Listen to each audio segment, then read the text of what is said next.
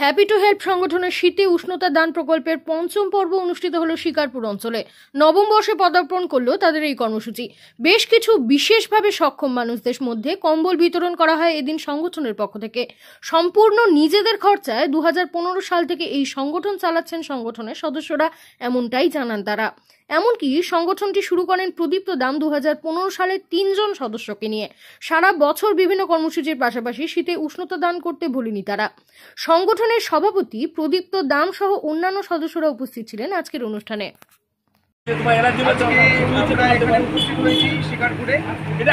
আমরা প্রতি বছরই চেষ্টা করি আমাদের যারা বিশেষভাবে সক্ষম যারা মানুষেরা রয়েছে তাদের পাশে দাঁড়ানো।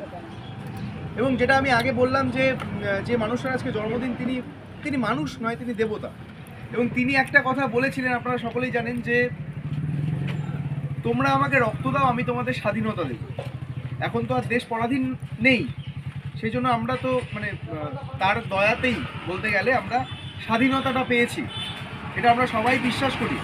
আমাদের বাঙালি একজনই নেতা ছিলেন, তিনি হচ্ছেন নেতাজি সুভাষচন্দ্র বোস।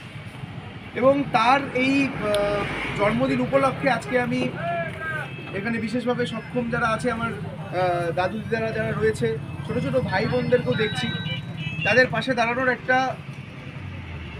আজকে একটা সুযোগ পেয়েছি। তো সেই সুযোগটা আমরা হাতছাড়া না করে আজকে চলে এসেছি। একটা কথা আমি বলবো এখানে যারা শুনছে তাদের প্রত্যেকের উদ্দেশ্যে, যে বিশেষভাবে সক্ষম অর্থাৎ প্রতিবন্ধী কেউ যদি প্রতিবন্ধী থাকে আর কেউ যদি প্রতিবন্ধী না থাকে, আমিনুরবাবু যেমন বললেন যে প্রতিবন্ধীর একটা খুব সুন্দর একটা ডেফিনেশন উনি দিলেন, আমি বলবো যে কেউ যদি প্রতিবন্ধী নয়, সে যদি অন্য এক প্রতিবন্ধীকে দেখে ভাবে যে আমি অনেক আশীর্বাদ পেয়েছি ভগবানের, আমি প্রতিবন্ধী নই, এটা বলে কেউ কোনো সময় গর্ব করবেন না। কারণ আজকে যে প্রতিবন্ধী নয়, সে আগামীকালে যে প্রতিবন্ধী হয়ে যাবে না তার কোনো গ্যারান্টি নেই। হ্যাঁ, তো এই জন্য বিশেষভাবে সক্ষম যারা আছে তাদের পাশে থাকুন। তারা কিন্তু অনেক ট্যালেন্টেড এবং তারা আমাদেরকে অনেক কিছু শেখায়, যে জীবন যুদ্ধে তারা কিভাবে করে লড়াই করছে। এই লড়াই কিন্তু সহজ নয়। আমরা দূর থেকে দেখি, 2017-18 সাল থেকে আমি এখানে আসি এবং আরও সুন্দরভাবে তাদের সঙ্গে মেলামেশার পরে আমি বুঝতে পেরেছি যে কেউ খুব সুন্দর সুন্দর গান করে, হয়তো চোখে দেখে না, কেউ হয়তো হাঁটতে পারে না, কিন্তু সে খুব সুন্দর ছবি আঁকে। এই যে ট্যালেন্টগুলো, এগুলো কিন্তু সাধারণ অনেক মানুষেরই নেই। তো তাদের জন্য আজকে বলবো একটা জোরে হাততালি হোক।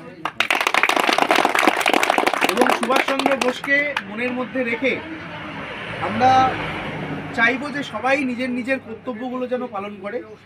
সরকারের বা আমাদের প্রশাসনের একটা কর্তব্য থাকলে সাধারণ মানুষের একটা কর্তব্য আছে। কিন্তু যেরকম আমাদের রাইটস আছে কিছু কিছু, সেই রাইটসগুলো যেমন আমরা মেনে চলি, সেরকম কিন্তু আমাদের সরকারকেও কিছু ফিরিয়ে দেওয়ার কর্তব্য আছে। তো সেটা অবশ্যই আমাদের মাথায় রাখতে হবে। একজন বিখ্যাত একজন মানুষের কথা আমি বলবো, যার নাম ছিল প্লেটো। তিনি একটা কথা বলে গেছিলেন যে আইডিয়াল স্টেট, একটা কথা বলেছে আদর্শ রাষ্ট্র। কীভাবে একটা আদর্শ রাষ্ট্র যখন প্রত্যেকে নিজের নিজের কর্তব্যকে পালন করবে, অর্থাৎ শাসন বিভাগ, আইন বিভাগ এবং বিচার বিভাগ, আমরা জানি যে 3টে বিভাগ রয়েছে, তারা যদি নিজেদের কাজ ঠিক মতন করতে পারে, আমাদেরও কিন্তু অনেক দায়িত্ব আছে সাধারণ মানুষ হিসেবে। এই যে ধরুন আমরা রাস্তা নোংরা করব না, এটা কিন্তু আমরাই পারি। যে আজকে রাস্তাটা আমরা নোংরা করবো না, সেটা প্রশাসন কোনোদিনও কিন্তু সেটা পারবে না। কারণ যে মানুষেরা, আমরা যারা আছি সাধারণ মানুষরা, এই দায়িত্বটা তাদের। রাস্তা নোংরা করব না, হাসপাতাল নোংরা করব না, তারপর ধরুন আমরা স্বচ্ছভাবে থাকবো, এই জিনিসগুলো কিন্তু টোটালটাই আমাদের উপরে। এটা কোনো প্রশাসন বা কোনো সরকার কোনোদিনও চেষ্টা করতে পারবে না। একটা কথা আরেকটা বলি, যে রাষ্ট্রের অথবা যে রাজ্যের মানুষ যেরকম, সে রাজ্য অথবা রাষ্ট্র কিন্তু সেই রকমই হয়। অর্থাৎ প্রতিচ্ছবিটা কিন্তু তাই হয়। কোনো সরকার বা প্রশাসন কিন্তু এটা পারবে না চেঞ্জ করতে। তো মানুষকে নিজের নিজের কর্তব্যকে অবশ্যই পালন করতে হবে। এবং আবারও বলবো, নেতাজি সুভাষচন্দ্র বোসকে মাথায় রেখে, মনে রেখে আজকের এই অনুষ্ঠানের শুভ সূচনা করছি। আমাদের এই সংগঠনের সবথেকে ছোট সদস্য, বয়সে সবথেকে ছোট দেবকে দিয়ে শুরু করছি। এবার আপনি কি নিজের জন্য কিংবা পরিবারের সদস্যদের জন্য ভালো সেলুন খুঁজছেন?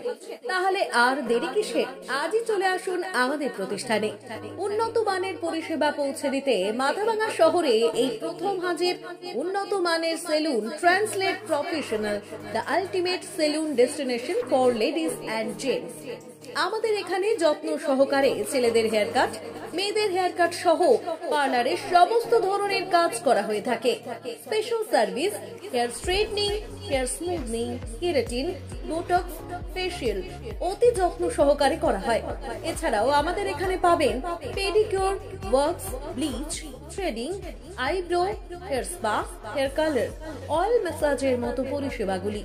সেই সাথে রয়েছে দুর্দান্ত অফার। তাই দুর্দান্ত অফারের সুবিধা নিতে আজই চলে আসুন আমাদের প্রতিষ্ঠানে কিংবা যোগাযোগ করুন আমাদের সাথে। আমাদের ঠিকানা মাদাভাঙা থানাপাড়া রোড এবং পচাগড় সুজুকি শোরুমের পাশে। আমাদের মোবাইল নম্বর 9932232777। চাষি ভাইদের উদ্দেশ্যে বিশেষ সতর্কবার্তা। ধানের খড় না পুড়িয়ে চাষের আয় বাড়ান। খড় ও নাড়া পোড়ানোর ফলে বিভিন্ন ক্ষতিকারক গ্যাস, তাপ, ধোঁয়া, ছাইকণা উৎপন্ন হয়। এজন্য ঘন ধোঁয়াশা উৎপন্ন হয়ে বায়ুর দৃশ্যমানতা হ্রাস করে। বিশেষত শীতকালে যানবাহন চলাচল খুবই বিঘ্নিত হয়। মানুষের শ্বাসজনিত রোগও হয়। উৎপন্ন গ্রিনহাউস গ্যাসগুলি বিশ্ব উষ্ণায়ন ও জলবায়ু পরিবর্তনের মাধ্যমে অত্যধিক গরম, অনাবৃষ্টি, বন্যা, শীতহ্রাস, পাহাড়ের বরফ গলে সমুদ্রের জলোচ্ছ্বাস প্রভৃতি ঘটিয়ে চলেছে। মাটির জৈব পদার্থ, খড়ে থাকা উদ্ভিদ খাদ্য ও উপকারী জীবাণু ক্রমশ নষ্ট হয়ে যাচ্ছে। এ কারণে পশ্চিমবঙ্গে ক্ষেতের খড় ও নাড়া পোড়ানো আইনত নিষিদ্ধ। কৃষি দপ্তরের সহযোগিতা ও পরামর্শ মেনে খড় না পুড়িয়ে মালচার, রোটাভেটর, হ্যাপি সিডারের মাধ্যমে মাটির সঙ্গে মেশান কিংবা বেলারের সাহায্যে তুলে নিয়ে অন্য কাজে লাগান। পরিবেশ রক্ষায় আপনার সহযোগিতার হাত বাড়িয়ে দিন। জনস্বার্থে কৃষি বিভাগ, পশ্চিমবঙ্গ সরকার কর্তৃক প্রচারিত।